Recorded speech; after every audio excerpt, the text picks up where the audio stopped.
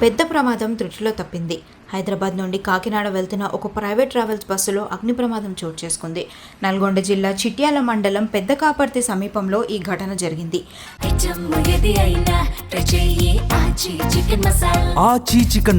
Bus ప్రయాణంలో ఉండగా వాహన వెనుక భాగం నుండి పొగ వస్తున్నట్లు డ్రైవర్ గమనించాడు.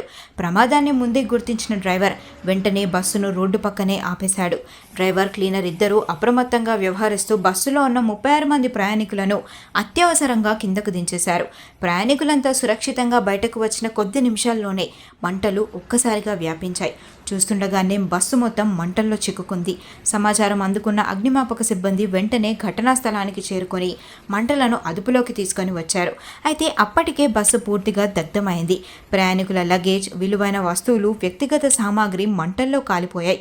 అదృష్టవశాత్తు ఈ ఘటనలో ఎలాంటి ప్రాణ నష్టం జరగలేదు.